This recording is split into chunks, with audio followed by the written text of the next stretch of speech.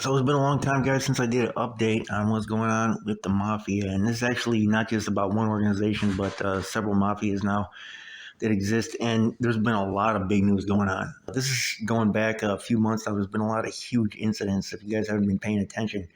So most recently, they arrested dozens of people in a new police raid against the 'Ndrangheta Mafia. And then the Ndranghetas, they've replaced the Camorra and the Cosa Nostra as like the most powerful mafia in Italy. It's really more of a cartel. But the way the media was telling it was that it was, due to the police crackdowns on the Camorra and the and Cosa Nostra that let the 'Ndrangheta kind of take over. But now there's a lot of pressure to crack down on them, and it revealed how its multiple illegal activities have spread as far as Austria and Germany, according to Italian authorities. So this is from Italy. But again, what they do, what all these mafias do, man, I mean, it's got like a global effect. So suspects, including politicians from the 'Ndrangheta home region of Calabria, face charges including mafia association, murder, extortion, fraud, rigging of public contracts, bribery, and vote buying, according to police in a statement. And this is all stuff that used to go on here. In Chicago, our mafia here is called the Outfit. It's one of those things where, like, they've been dealt so many blows that it's hard to know, exactly what they got going on these days. A lot of their stuff is legit now, like legit businesses. But anyways, the Catanzaro prosecutor, Nicola Gratteri, he's one of Italy's best-known anti-mafia investigators. He said in a press conference that regional politicians and public administrators had been subjugated by mobsters during about 2014 to about 2020. So the police said that 22 people have been jailed, 12 put under house arrest, 4 suspended from office, and 3 given orders not to leave their hometown. And a total of 123 people are under investigation, including a former governor of Calabria. So, I mean, they've got people in like the highest levels. I was reading a piece by, I think he was an Italian author, sometime, this is a few months ago. He was talking about how he felt like Italy could have been like way farther ahead of where it's at right now if it hadn't been for the mafia, controlling so much of the public life over there. But prosecutors from the German town of Stuttgart and the German federal police cooperated with the investigation. So in a press release, the European police organization Europol, which supported the action, said that those detained were predominantly Italian but included German and Austrian nationals. So the 'Ndrangheta network ran illegal trades from the south to the north of Italy in real estate, catering, fruit and vegetable and livestock trading, security services, and video poker. And they're getting into the cybercrime too. They use German hackers to carry out fraudulent banking and financial transactions on clandestine trading platforms, according to police. So Tuesday's thing follows 2 other major anti-mafia, anti-'Ndrangheta raids that took place in May that led to more than 100 arrests across Europe and the discovery of a drug smuggling ring that relied on shadow networks of Chinese money brokers. So this is like highly sophisticated stuff. The 'Ndrangheta has its roots in the southern Italian region of Calabria, and they said it surpassed Sicily's Cosa Nostra as Italy's most powerful mafia group, and it's considered one of the largest criminal networks in the world. So the 'Ndrangheta, like I say, it's more like it's kind of like the Sinaloa cartel of Italy, of Europe, really. I mean, it's got so many different hustles and so many different people working for them. Defeating them, I mean, that to me seems like an even more impossible task than defeating the mafia here was. But the FBI here eventually greatly reduced them, from what they were. But I mean, they're still around. Like the mafia in various American cities is still around. How powerful the outfit is today, though, I really don't know. So one of the investigations they were doing revealed important new information. They said about how some of the highest levels of the group operate, including during the COVID pandemic. So one of its alleged bosses, a guy named Pasquale Bonavata, he was arrested in a cathedral in the northern city of Genoa. And hundreds of other alleged mobsters and corrupt officials, they said, have either been imprisoned or are still to be tried over the suspected involvement with a family called the Mancuso family. So that's just one of the 150 families that form part of the 'Ndrangheta's criminal network. So they got a lot of families, a lot of 150. Like New York has 5, to put that into perspective. You know what I'm saying? And so, I mean, like I said, they've surpassed all these other mafia groups, and they're, I think, the most powerful Italian mafia in the world right now. And it operates in 40 countries around the world. So the Italian and Belgian investigation believes that the crime group smuggled close to 25,000 kilograms of cocaine between October 2019 and January of 2022, and funneled more than 22 million euros from Calabria to Belgium and to the Netherlands and to South America. So more about that guy that they arrested, the boss, Pasquale Bonavata. He was arrested, like I said, in that cathedral in the northern city of Genoa. He's been wanted by police since 2018 after fleeing an arrest warrant for murder and mafia association. So he was 49 years old at the time of the arrest, and he's part of the 'Ndrangheta. And one of the newspapers in Italy, it's called La Stampa, they described him as the quote baby boss. And he had been at the city's cathedral when arrested, and he was carrying a fake ID. He's one of the defendants in this ongoing like super trial, in which more than 300 people face charges related to organized crime. So organized crime is still, one of, I would say, the Mediterranean in general, their biggest problems. They had just arrested some guys. I think it was a Syrian guy for smuggling people in through Spain. That's one of the biggest hustles now: people smuggling, migrant smuggling from the Middle East into Europe. That's typically taking place through Greece and Turkey because that forms the eastern border of Europe. But Spain is another one where they come in through North Africa, and there's a lot of money in that. It may be even more money in that than in drugs. I'm not sure. Those groups are operating. Then you got the Albanians. They're going crazy with the organized crime stuff, like all over the world.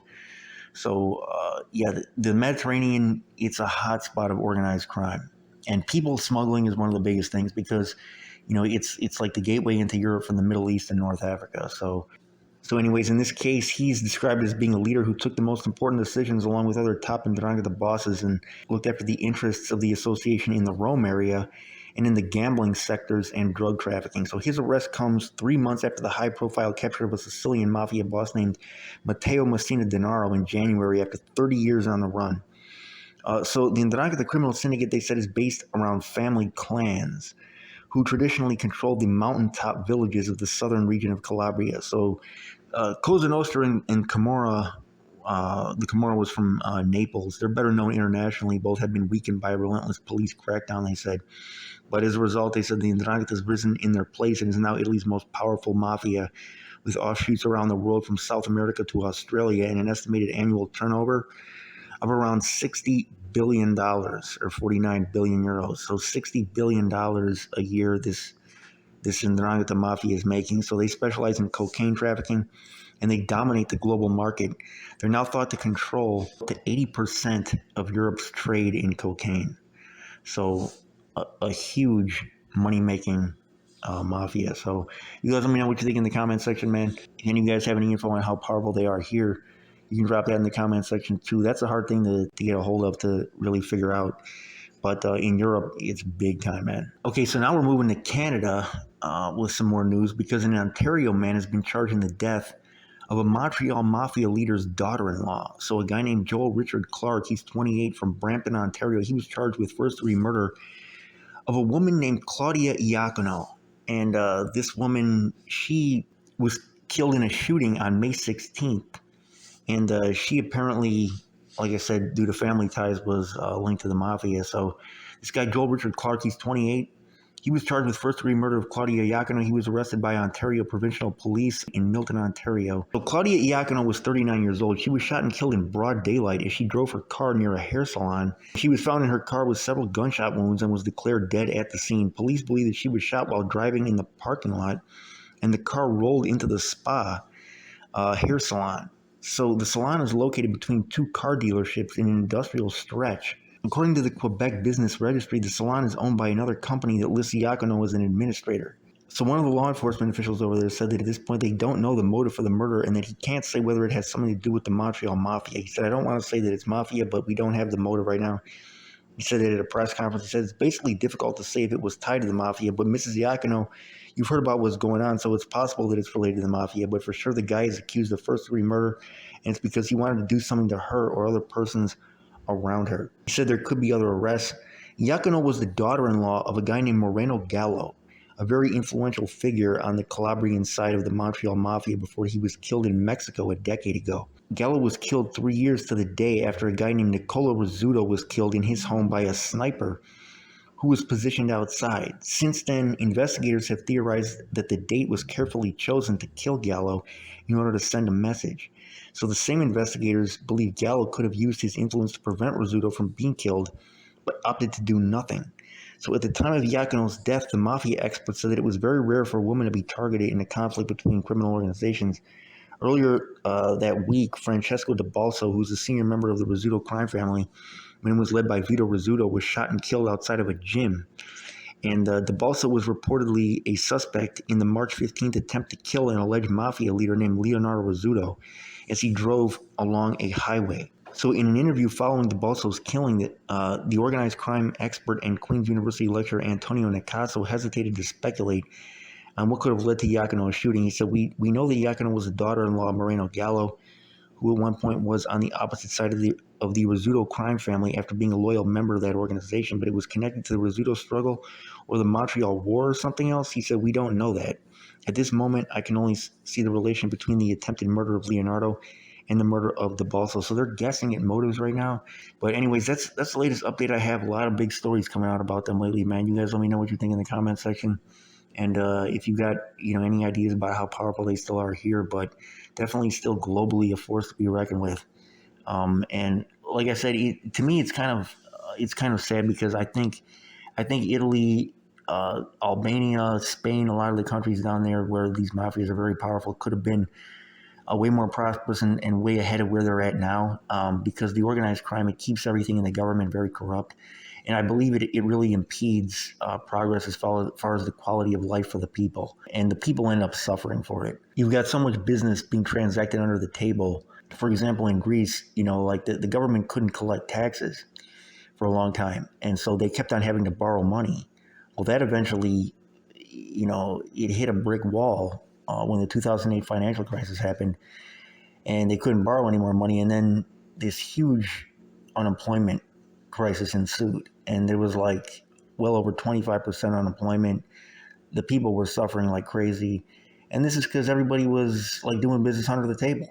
You know, when business is done under the table, there's no taxes collected. So it's just one example of how corruption.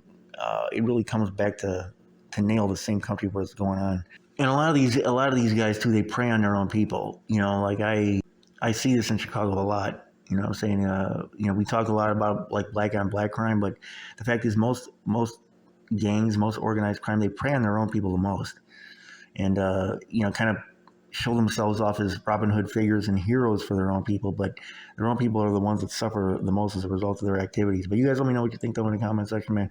The boy Winnie Report. I'm out.